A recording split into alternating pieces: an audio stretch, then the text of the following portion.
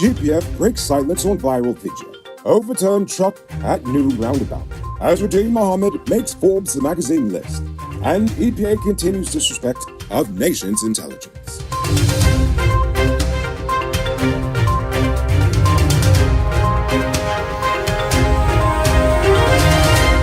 I am Noriko Bulford, and this is Uncut News. If you see news happening, send us a clip on WhatsApp at 592-659-6151. Today, the GPF finally commented on the viral video of a female special police constable being forcibly removed from a location by a group of her colleagues. The incident reportedly took place back in January, but there was no mention of it by the police until the video recording of the incident was shared recently on social media.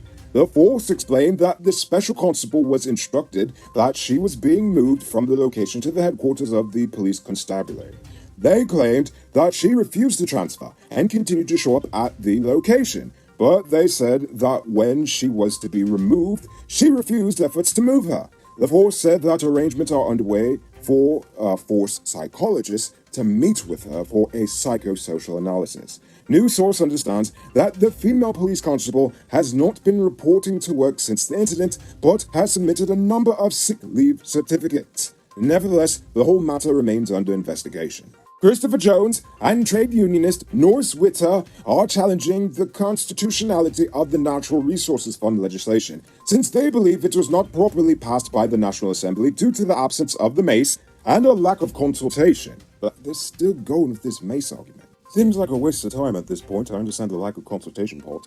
But anyway, the High Court is being asked to order that the Natural Resources Fund Act 2021 subsequent orders, regulation, and actions be declared null and void, and to be of no force in effect. Jones and Witter are seeking a High Court declaration that the executive's failure to constitute the Human Rights Commission, a constitutional commission established under Article 154A of the Constitution, is a contravention of the Constitution, and so the Attorney General must be directed to set up such a body. Another order being sought is for the NRF to be replenished of any monies taken out of the fund.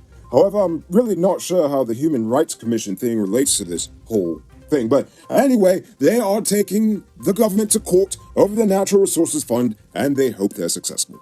It might be a new roundabout, but it looks like drivers in Guyana are up to the same old stupidness they've always done on the road. Around midday today, an 18-wheeler truck flipped over at the brand new Mandela Road roundabout in Georgetown. Up until news time, the truck was still there. The police have just been sending people to just go around it. Honestly, no one is really sure how or why the truck even flipped over. But all you need to know is that the truck is overturned, nobody died or got injured, and I guess it's just another day in Guyana. Continuing on the topic of stupidness and new infrastructure. Days ago, the Ministry of Public Works christened the rehabilitated UG Access Road near Sophia, and already photos of damage to the road have surfaced on Facebook. While many have talked about it on social media, the Public Works Ministry is yet to comment on the matter. But to be honest, I'm not interested in their excuses. What I am interested in is when the contractor is going to repair the road and how much they will be fined for giving us, the taxpayers, substandard work. Now it's time to tell you about Best Buy's car of the day.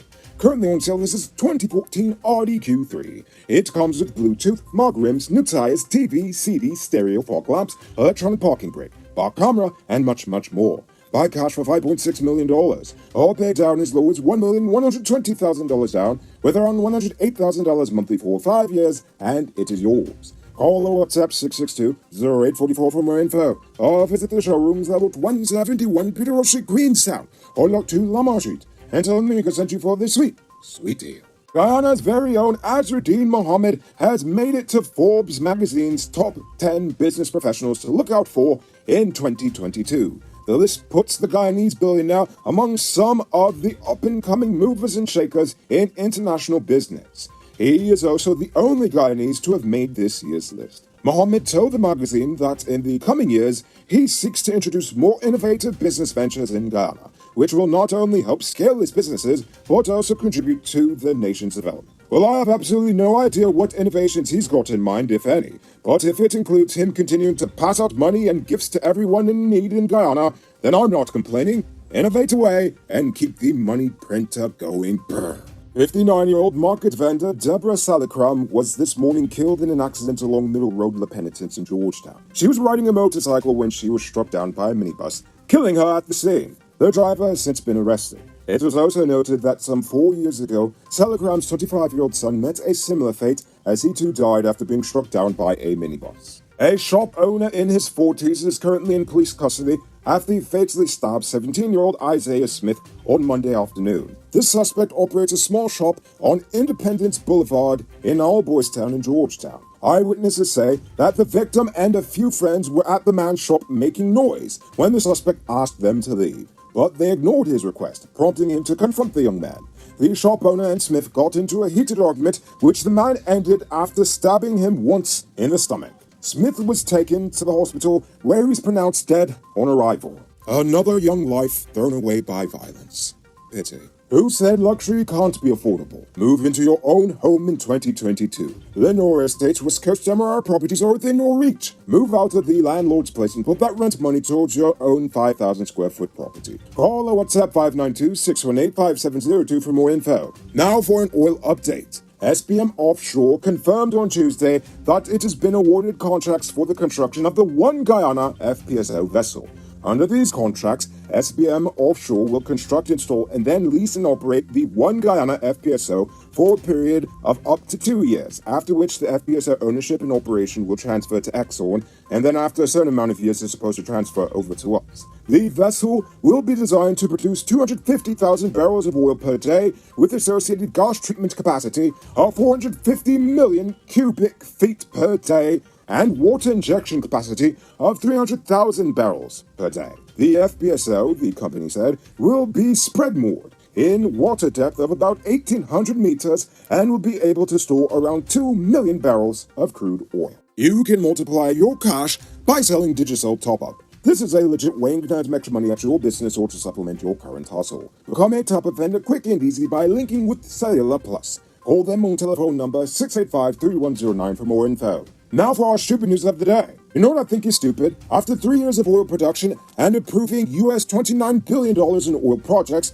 the EPA said it is only now compiling a list of competent consultants to conduct environmental impact assessments here in Guyana. The head of the EPA, Kemraj Parsaram, told Kaito News that after multiple media entities flagged the EPA for their unreasonably short review of the Yellowtail EIA. In fact, one commentary explained that Section 3A of the Environmental Protection Act requires the EPA to compile and amend from time to time, with the assistance of internationally recognized environmental groups, a list of approved persons who have the qualifications and experience to carry out environmental impact assessments. But the EPA did not engage internationally recognized environmental groups in screening ERM. In fact, according to Parsaram, they just went with the project consultants that Exxon suggested were competent enough for the task at hand, which is stupid and intellectually lazy if you ask me, especially if you're supposed to be in charge of a nation's resources. Or the protection of a nation's resources, I should say. But honestly, think about it for a second. Why would they approve multiple contracts before getting the proper consultant? It makes no sense. Think for yourself. Say you want to buy a car from someone, and you need to get it inspected before you can make the purchase official. Would you have the seller's favorite mechanic examine the vehicle, a man that you've never met before, but the seller claims is trustworthy?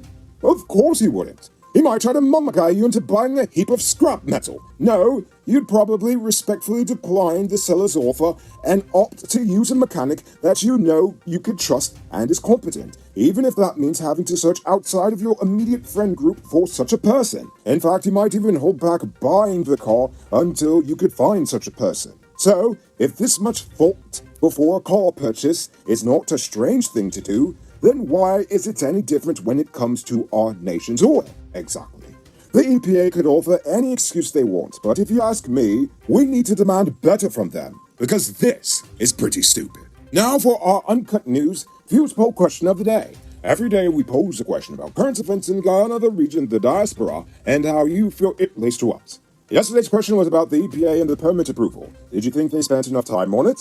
Barefoot Wanderer said, with the EPA completing its evaluation so quickly tells me there's a signing bonus and or kickbacks. Sadly, it's never in the interest of the Guyanese people, but in the interest of deep-pocket, low lives. A sad reality in this place called Guyana. Dopamine says, the EPA pull another Trotman on us again. Indeed.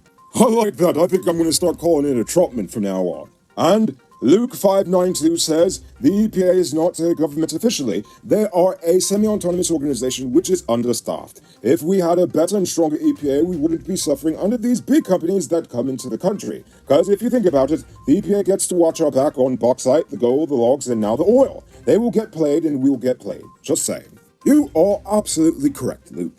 So before we get to tonight's question, you there, Mr. Truck Owner. A great place to get high-quality truck parts and engine spares for low prices is Powered Automotive. They stock parts for DAF, Freightliner, Mach, International, and all models of Cummins engines. Visit them at Lot 1161 EE Eccles, or call them on telephone number 6970171. Save big on truck parts at Powered Automotive, the #1 heavy-duty truck parts store in Guyana. Real thing. So for tonight's question, should contractors who do shoddy work on national projects be banned from doing any additional work for the nation, or should they just be fined very heavily?